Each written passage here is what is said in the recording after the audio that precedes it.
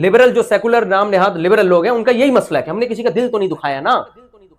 ہم نے اگر جوا بھی کھیلا ہے تو بتا کے کھیلا ہے نا, اتنے پیسے تو لگا, اگر یہ چاند آ گیا تو میرے, ہم تو وہ والا جوا بتائیں گے نا جو کراچی میں چل رہا ہے, چھاپ آ گیا تو تیرے. تو اس میں کیا ہے, جب وہ راضی ہے, سود میں کیا ہے جا رہا ہے, 1,00,000 روپے دے کے اگر اس سے ہم 50,000 اضافی لے رہے ہیں تو وہ راضی ہے نا, اس پہ چوری تھوڑی کر رہے ہیں, کسی کا دل تو نہیں دکھا رہے ہیں. مسلمان اس حیثیت سے نہیں دیکھتا, مسلمان اس حیثیت سے دیکھتا ہے کہ یہ آرڈر کس کا ہے, اللہ کا آرڈر ہے. بھائی اللہ کا جب آرڈر ہے تو آرڈر دینے والے کے احسانات اگر زیادہ ہوں, بہت زیادہ, اور اتنے احسانات کہ قرآن کہہ رہا ہے لو کان البحر مدادا لکلمات ربی لنفد البحر قبل ان تنفد کلمات ربی ولو جئنا بمثلہ مددا. ساری دنیا کے درخت قلم بن جائیں, ساری دنیا کے سمندر سیاہی بن جائیں, اور تم اللہ کے احسانات لکھنا شروع کرو, اللہ کے کلمات لکھنا شروع کرو, سمندروں کی سیاہی خشک ہو جائے گی اور درخت کے قلم گھس گھس کے ختم ہو جائیں گے. اللہ کے جو تم پر احسانات ہیں وہ ختم نہیں ہوں گے, سر کے بال سے لے کے پاؤں کے ناخن تک اتنے احسانات ہیں.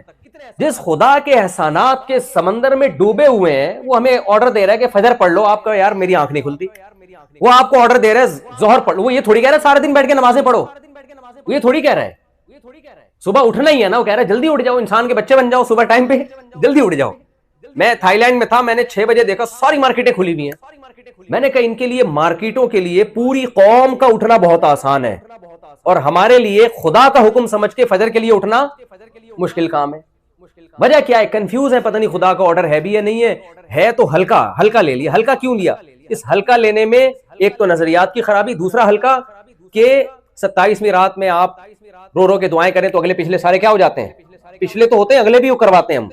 تبھی 27ویں رات میں جب ختم قرآن کے موقع پہ لوگ دعائیں مانگ رہے ہوتے ہیں نا, ایسے نوجوانوں کو میں جانتا ہوں, ان کا عید والے دن فلم دیکھنے کا پورا پروگرام ہوتا ہے, ان کا پورا پلان ہوتا ہے کہ ہم فلم دیکھیں گے جا کے, اور نئی فلم آ رہی ہے عیدوں پہ, اکثر نئی فلمیں چلتی ہیں نا, تو اب تو پتہ نہیں پاکستان میں چل رہی ہیں کہ نہیں چل رہی, تو ہم جو ہے یہ کریں گے وہ کریں گے, اور پھر رو رو کے دعائیں ہوتی ہیں, اور گرل فرینڈ کا فون بج رہا ہوتا ہے, اس کو کہتے ہیں ابھی تھوڑا دعا سے فارغ ہو جاؤں پھر بات کروں گا میں آپ سے. تو وجہ کیا ہے بھائی, آپ اللہ کے آرڈر کو کیا لے رہے ہو, ہلکا لے رہے ہو. رمضان میں جو ہر ایک کے گناہ معاف ہوتے ہیں نا, تو حدیث میں یہ بھی تو آتا ہے کہ بہت سے روزے دار ایسے ہیں جن کو روزے میں بھوک کے علاوہ کچھ بھی نہیں حاصل ہوتا, حالانکہ روزہ تو وہ بھی رکھ رہے ہیں. بہت سے راتوں کی عبادت کرنے والے ایسے ہیں جن کو بے خوابی کے علاوہ کچھ بھی حاصل نہیں ہوتا, یہ بھی تو ہے نا حدیث میں. تو جس کے احسانات زیادہ ہوں اس کے آرڈر کی ویلیو خود بخود بولو بڑھ جاتی ہے. اب دیکھو کسی نے آپ پہ بہت سارے احسانات کی, میں ایک مثال دے رہا تھا نا, آپ کسی کو پاکستان سے لے آئے یا انڈیا سے لے آئے, اور وہ بیچارہ بے روزگار تھا یہاں امریکہ میں, آپ نے اس کو اسٹیبل کیا وغیرہ وغیرہ وغیرہ, اب آپ اس سے کہہ رہے ہیں یار آج میں تھکا ہوں چائے پلا دے. وہ بہت سے لوگ ایسے ہوتے ہیں, وہ دیکھتا ہی نہیں مڑ کے, پوچھتا ہی نہیں ہے, ایسے گھننے بن جاتے ہیں جیسے پہچانتے ہی نہیں ہو. قرضہ لینے سے پہلے اور لینے کے بعد جو حالت ہوتی ہے وہ حالت ہو جاتی ہے. آپ قرضہ لیں, کل کسی نے مجھے کہا کہ میں اتنے قرضوں میں ڈوب گیا ہوں, میرے ساتھ تھوڑی سی تعاون ہو. میں نے کہا کس سلسلے میں ڈوبے ہو؟ کہتے ہیں میں نے بہت لوگوں سے, میں نے یعنی کاروبار کے سلسلے میں قرضہ لیا ہے, مجھ سے کوئی مشورہ لے رہا تھا, کاروبار کے سلسلے میں نے قرضہ لیا ہے, تو اب میں کاروبار چلا نہیں, میں قرضوں میں ڈوب گیا ہوں, تو کچھ تھوڑا سا تعاون کر دیں. میں نے ساتھی سے کہا میں اگر اس کو دوں گا نا, اس نے جن لوگوں سے قرضہ لیا ہے ان کو واپس نہیں کرنا, اس نے دوبارہ سے کاروبار کرنا ہے, کیونکہ جب جیب میں دھیلا نہیں تھا کمبخت تمہیں کاروبار کرنے کی ضرورت کیا تھی, دوسروں کے پیسوں پہ کھیل رہے ہوتے ہیں. تو ایسے لالچی لوگ, میں نے کہا ان کو آپ جتنی بھی زکاتیں دے دو, یہ یاد رکھو ہمارے تجربوں سے کچھ چیزیں سیکھنے کی ہیں, یہ بھی میں قیام طعام کے لیے تھوڑا سا ٹریک سے اترا ہوں, یہ تجربوں سے سیکھنے کی چیزیں. جو لوگوں سے پیسے لے کے کاروبار کرتا ہے اپنا دھیلا نہ لگائے, پہلی بات وہ کاروبار ڈبوئے گا تو لازمی, اگر وہ آپ کو پروفٹ کما کے دے رہا ہے تو سمجھو زیادہ بڑا فراڈی ہے وہ. بھائی کوئی صاحب یہ کام کرتے ہو تم, وہ ٹھیک ہوں گے, ان کے علاوہ کی بات کر رہا ہوں. ہاں, تو وہ جو پیسے لے گا نا آپ سے, وہ لے کے ڈبوئے گا پہلی بات, اور اگر پروفٹ دے رہا ہے تو زیادہ خطرناک ہے, وہ اعتماد بحال کر رہے ہیں تاکہ اور زیادہ دیں آپ, پھر آخر میں لے کے بھاگے گا وہ. اور دوسرا, بھاگنے کے بعد جب اس پہ قرضے چڑھیں گے تو پھر وہ لوگوں سے زکاتیں لے کے یہ نہیں کرے گا کہ جن کا قرضہ ان کو واپس کرے. وہ جہاں کہہ رہے 10 آدمیوں کا قرضہ چڑھا ہوا ہے تو ایک ان کا بھی چڑھ جائے تو کیا آ جا رہا ہے, تو اس میں کون سا ایسا ٹینشن والی بات ہے. تو جس کے احسانات کے بوجھ تلے آپ ڈوبے ہوئے ہو, اس کا چھوٹا سا حکم کی نافرمانی بھی یہ چھوٹی نافرمانی کہلاتی ہے یا بڑی نافرمانی کہلاتی ہے؟ تبھی تو اسلام میں سب سے زیادہ جن کے احکامات کی تاکید کا حکم ہے, جن کے ساتھ حسن سلوک کا حکم ہے, وہ کون ہے؟ بولے نا زبان سے, وہ ماں باپ ہے. اچھا, جس نے آپ پر احسان کیے یا آپ نے جس پر احسان کیا, اب آپ اس کا کوئی کام نہ کر رہے ہو تو کوئی قانون حرکت میں آتا ہے بھائی؟ ایک آدمی کو آپ نے چلنا سکھایا, ایک آدمی کو آپ نے بے روزگار تھا, بہت کچھ نواز دیا آپ نے, اب آپ اسے چھوٹا سا کام کہتے ہو, وہ پہچاننے سے بھی انکار کر دیتا ہے, تو کوئی کیس ہو سکتا ہے اس کے خلاف؟ کوئی بھی نہیں ہو سکتا, کیونکہ یہ اللیگل نہیں ہے نا, یہ اللیگل نہیں ہے. لیکن یہ حلال ہے, حرام ہے, حرام ہے, اللہ نہیں چھوڑے گا قیامت کے دن. سمجھ میں آ رہی ہے بات کہ نہیں آ رہی؟ تبھی اسی سے یہ سمجھیں کہ جو والدین کو اولڈ ہاؤس میں جمع کرا لیتے ہیں, اللیگل نہیں ہے, یہ لیگل ہے. یہ امریکہ میں کیا ہے, یہ لیگل ہے, اور اس پہ کوئی کیس نہیں بنتا. گورا اگر اپنے ماں باپ کو اولڈ ہاؤس میں جمع کرا دیتا ہے تو کہتے ہیں لیگل ہے, اور کہتے ہیں وہاں زیادہ اچھے ہوتے ہیں, کیرم بورڈ بھی کھیلتے ہیں, سنوکر بھی کھیل رہے ہوتے ہیں, اور بہت کچھ ہوتا ہے وہاں پہ, اور وغیرہ وغیرہ. گھر میں وہ سب تو اولڈ ہاؤس کو ہمارے یہاں بھی پروموٹ کرنا شروع کر دیا. یہاں لوگ آتے ہیں, ولاگ بناتے ہیں, دیکھو اولڈ ہاؤس ایسی بری چیز نہیں ہے, بہت زبردست چیز ہے. میں کہتا ہوں تمہارا بھی انجام پھر اولڈ ہاؤس ہی ہوگا. یہ ولاگ بڑھاپے میں اپنے بچے کو دکھانا کہ بیٹا مجھے بھی وہاں جا کے جمع کراؤ, تو کوئی کیس نہیں بنتا, پاکستان میں بھی نہیں بنتا. لیکن مجھے ایک بات بتاؤ, اللہ چھوڑ دے گا؟ اللہ کہے گا تیری ماں نے تجھے پیدا کرتے ہی اولڈ ہاؤس میں کیوں جمع نہیں کرا دیا, یہ چائلڈ ہاؤس میں کیوں جمع نہیں کرا دیا؟ تیری ماں نے کیوں تجھے سنبھال کے رکھا تھا؟ تیرے باپ نے کیوں تجھے گود میں اٹھائے گھومتا تھا؟ تیری پریشانی پہ وہ پریشان ہوتا تھا, تیری غم پہ وہ رویا کرتا تھا, تیری خوشی پہ وہ خوش ہوا کرتا تھا. یہ اس کے جذبات تھے. قانون اس کو اس پہ مجبور نہیں کر رہا تھا. قانون ملازموں کو مجبور, قانون ایئر ہوسٹس کو مجبور کرتا ہے کہ مجھے بٹن دباؤں تو چائے پلائے. نہیں پلائے گی, اس کی کمپنی اس کو نکال دے گی. ماں اور باپ کو کوئی مجبور نہیں کرتا, وہ اپنی محبت میں اولاد کی خدمت کرتے ہیں.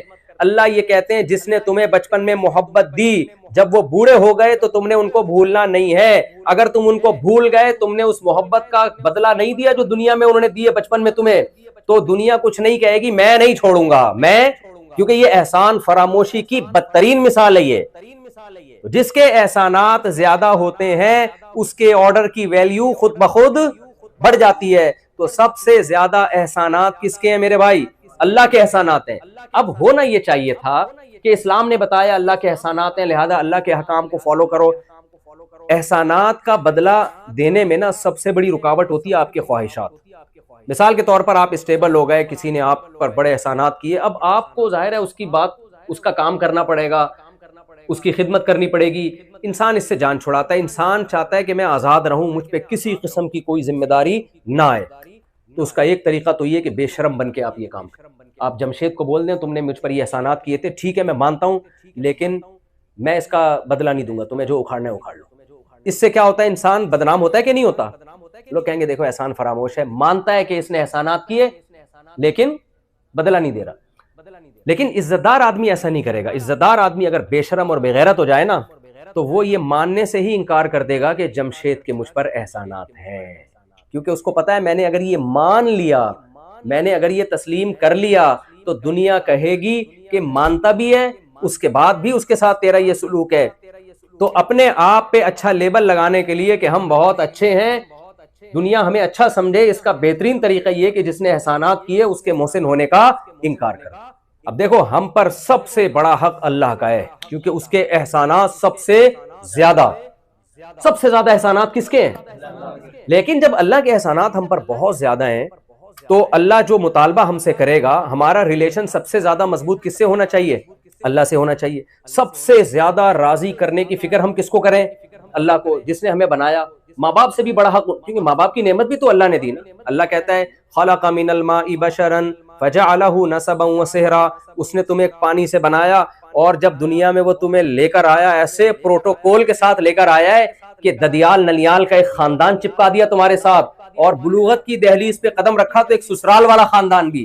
3 خاندانوں میں اس غلیظ پلید پانی کو جو کپڑے پہ لگ جائے تو نماز نہیں ہوتی, اس پانی کو یہ پروٹوکول دیا دنیا میں لاتے ہوئے اللہ تعالیٰ نے. تو جتنا یعنی ماں باپ سے بھی بڑا, ماں باپ کی نعمت دینے والے بھی کون ہیں؟ اللہ ہے. تو انسانیت کو اس پہ جمع ہونا چاہیے تھا کہ سب سے پہلے ہم نے اگر کسی ذات کو خوش رکھنے کی کوشش کرنی ہے تو وہ کون سی ذات ہونی چاہیے؟ خدا ہونا چاہیے. لیکن انسان ڈیڑھ ہوشیار, پھٹ جائے گی سے. فرمایا کلما القی فیہا فوج سألہم خزنتها, جب بھی کوئی جماعت اس آگ میں ڈالی جائے گی تو جہنم کے جو داروغہ ہیں وہ ان سے پوچھیں گے الم یاتکم نذیر, کیا تمہیں اس آگ سے ڈرایا نہیں تھا؟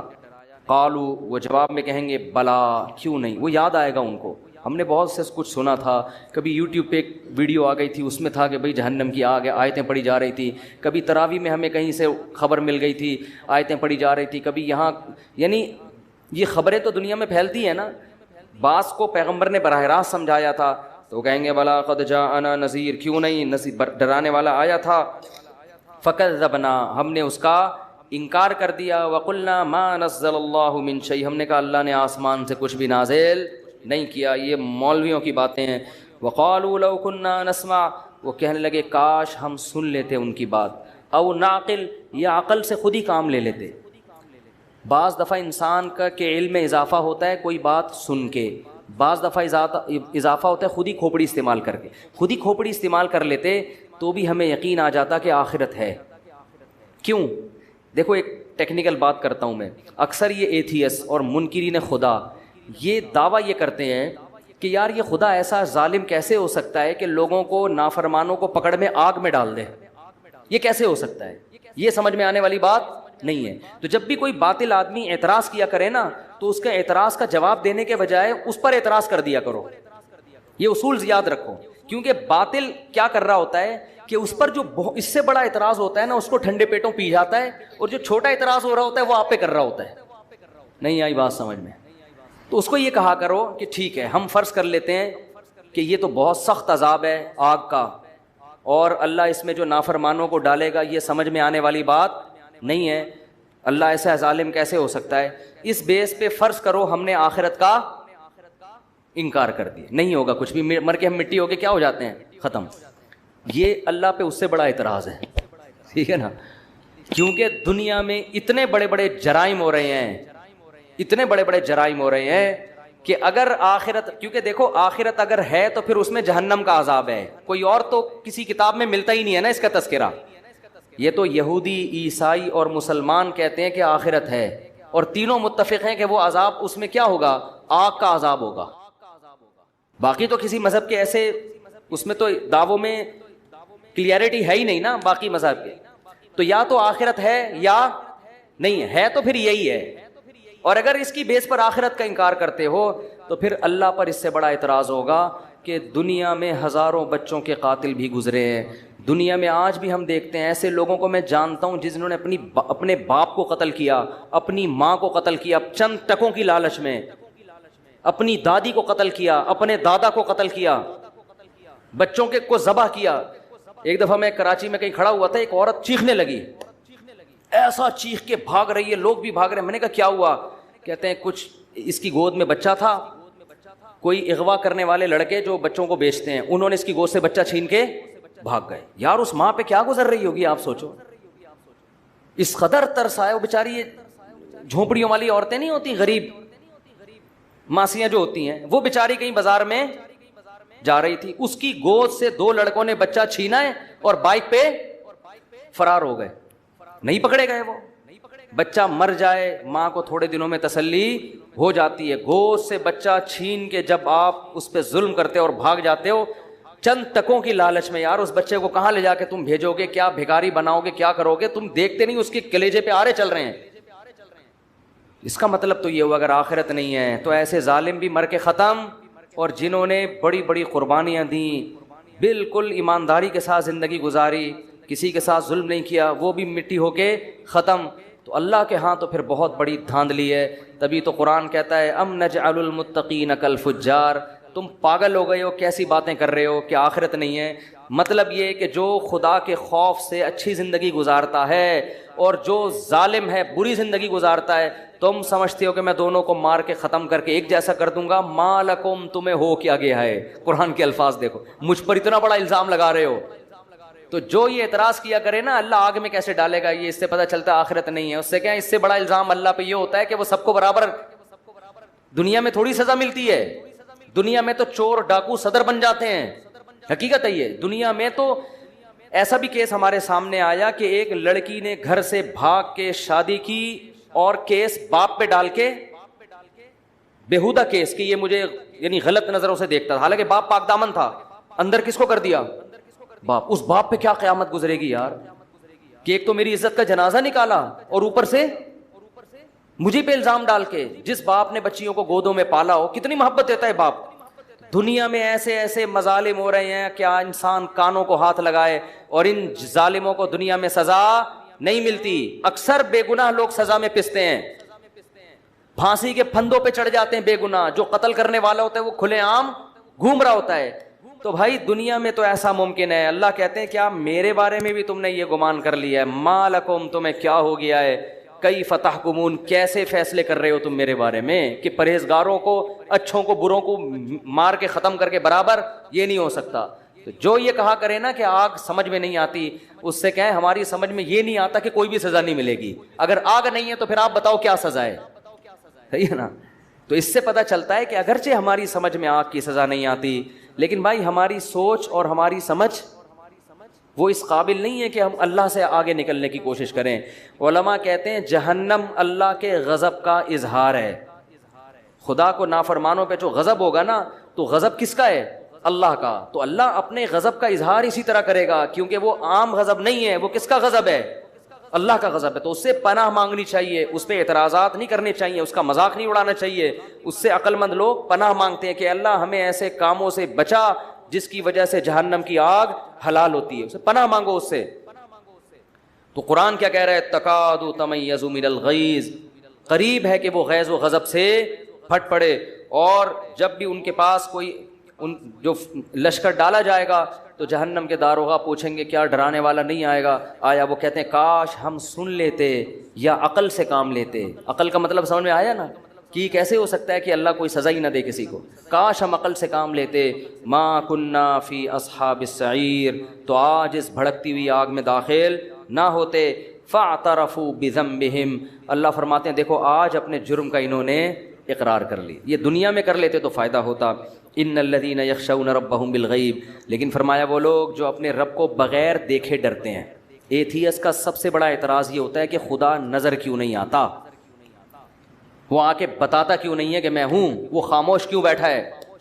وہ خاموش نہیں بیٹھا. وہ خاموش بیٹھا ہوتا تو اتنی باتیں بولو نہ کر رہا ہوتا.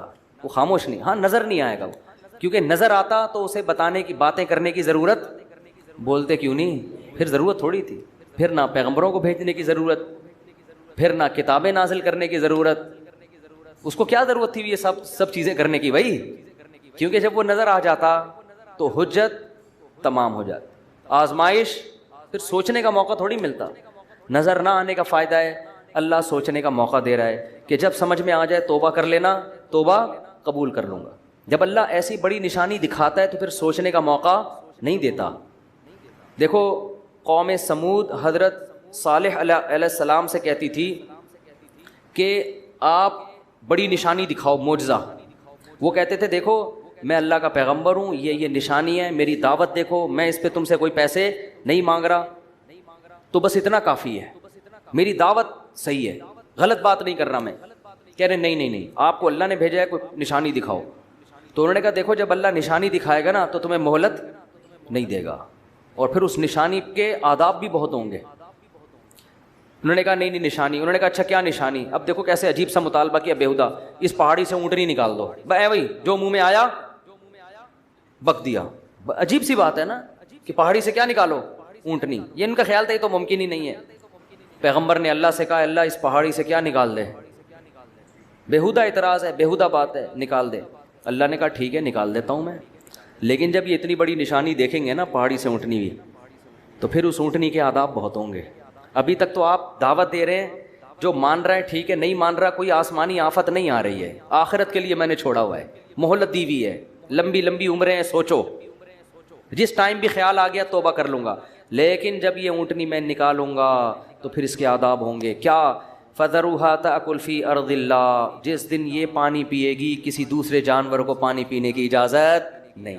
جب یہ گھاس کھائے گی اس کو چھیڑنے کی اجازت نہیں. اب صبر کرو گے، یہ اللہ کی اونٹنی ہے، تم نے خود اپنی آنکھوں سے دیکھی ہے. تو جب اللہ کی اونٹنی ہے تو پھر اس کے جو رہن سہن اور اس کے جو پروٹوکول ہوگا وہ بھی بڑا ہوگا. اس کا وہ چھوٹا موٹا پروٹوکول نہیں ہے. اب کیا ہے وہ اونٹنی اتنا پانی پی لیتی تھی، ان کے لیے جانوروں کے لیے پانی نہیں بچتا تھا. بھائی انہوں نے کہا یار یہ ایک نئی ٹینشن. تو اللہ جب بڑی نشانی دکھاتا ہے نا تو پھر یہ چیزیں بھی ساتھ میں آتی ہیں. بڑی نشانی دکھاتا ہے. تو ان لوگوں نے, شرارتی لوگوں نے کیا کہا, بھائی اس اونٹنی کو قتل کرو, اس کی وجہ سے ہمارے جانور کا نقصان ہو رہا ہے. پیغمبر نے کہہ دیا کہ اس کو کچھ کہا نا تو پھر فوراً عذاب آئے گا. لیکن وہی شرارتی لوگ اکٹھے ہوئے, اونٹنی کو قتل کیا. تو اللہ نے پیغمبر کو وحی کی کہ ان کو بتا دیں کہ ثلاثۃ ایام, 3 دن بس انتظار کرو, کھاؤ پیو موج مستی, 3 دن کے بعد خدا تمہیں نہیں چھوڑے گا. اور حضرت صالح علیہ السلام سے کہا جو ایمان لانے والے لوگ ہیں ان کو لے کے نکل جائیں. 3 دن کے بعد گہرے بادل آئے. حضرت صالح نے کہا کہ عذاب آ رہا ہے. انہوں نے کہا عذاب نہیں ہے تو بارشیں ہوں گی. فرمایا نا نا نا نا, بل ہوا مستعجلتم بہ ریح فیہا عذاب علیم, یہ وہ عذاب ہے جس میں جلدی مچا رہے تھے. تدمر کل شیء بامر ربہا, قرآن کہتا ہے 7 دن 8 راتیں ایسی ہوا چلی ہے سر سر, جس میں ایک آواز ہوتی ہے نا خطرناک, اور اس ہوا نے ان کو اٹھا اٹھا کے ایسے, کیونکہ کھجور کے تنوں جیسے تو کمبختوں کے قد تھے, اور کہتے تھے من اشد منا قوہ, ہم سے زیادہ پاورفل کوئی بھی نہیں ہے, سب سے طاقتور ہم ہیں. تو اللہ کہتے ہیں ہوا سے مارا. علماء اس میں حکمت بیان کرتے ہیں, ہوا نے نا اٹھا اٹھا کے پٹخائے ان کو. علماء کہتے ہیں کسی قوم پہ ایسا ہوا کا عذاب نہیں آیا. پانی سے غرق کیا فرعون کو, کسی قوم پہ پتھر برسے, یہ ہوا کیوں؟ اصل میں ہوا بہت ہلکی چیز ہے اور ان کے دعوے تھے بہت بھاری ہونے کے. تو اللہ نے کہا میں سب سے ہلکی چیز سے تمہیں ماروں گا, میں سب سے ہلکی چیز سے تمہیں پٹخوں گا میں. سب سے ہلکی چیز ہوا ہے. تو ہوا 7 دن 8 راتیں چلی ہے اور ایسے اٹھا اٹھا کے پٹخائے ان کو. قرآن کہتا ہے کأنہم اعجاز نخل خاویہ, کھجور کے تنے جیسے فصلیں کٹی ہوئی پڑی ہوتی ہے نا, ایسے 7-8 ایک ہفتے کے بعد ان کی یہ حالت تھی. فہل تری لہم من باقیہ, اللہ فرماتے بتاؤ ایک بھی ان میں سے تمہیں زندہ نظر آیا کیا؟ ایسا اللہ نے پٹخائے. تو جب اللہ, یہ جو ایتھیسٹ کہتے ہیں نا اللہ نظر نہیں آتا, بھائی اگر نظر آ گیا نا تو میں اور آپ شاید بچ جائیں, آپ نہیں بچو گے. اللہ بچائے ہمیں اپنی رحمت سے, پھر نہیں بچو گے. علماء نے ایک بڑی نکتے کی بات کی ہے. بنی اسرائیل نے بچڑے کی عبادت کی تھی.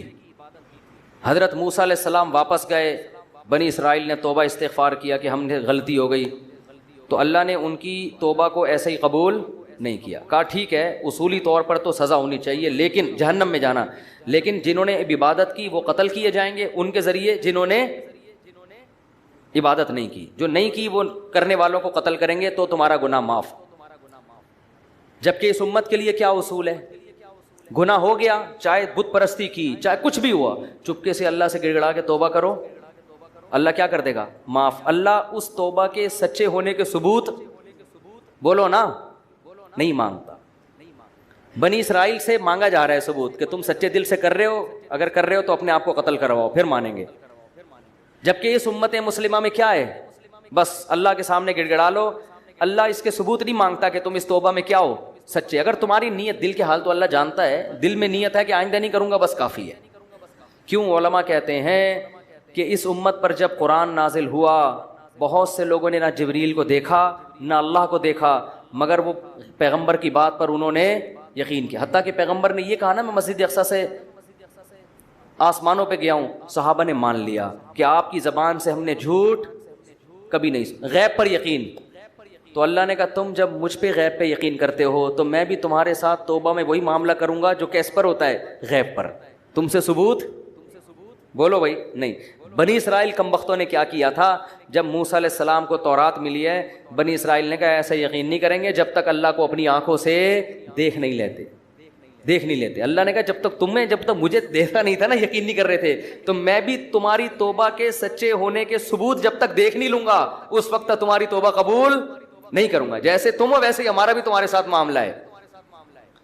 تو جس کو اللہ جتنی بڑی نشانیاں دکھاتے ہیں اس کا معاملہ اتنا ہی کیا ہو جاتا ہے مشکل. تبھی تو قرآن میں آتا ہے کہ جب سورج مغرب سے نکلے گا, حدیث میں آتا ہے, قرآن میں بھی اس کا تذکرہ اللہ نے کیا, اشارہ دیا, حدیث میں تفصیل ہے کہ ایک وقت ایسا آئے گا کہ اللہ سورج کو کہاں سے نکالیں گے؟ مغرب سے. اور وہ مغرب سے نکل کے جب زوال تک پہنچے گا تو دوبارہ مغرب میں ڈوب جائے گا. اب یہ بات اسلام کے علاوہ کوئی بھی نہیں کرتا. تو جب دنیا میں یہ نشانی ظاہر ہوگی تو اسلام کی حقانیت کا ایک بہت بڑا ثبوت دنیا کے پاس آ جائے گا, کیونکہ سائنس کی دنیا میں اس بات کا امکان 1% بھی نہیں ہے.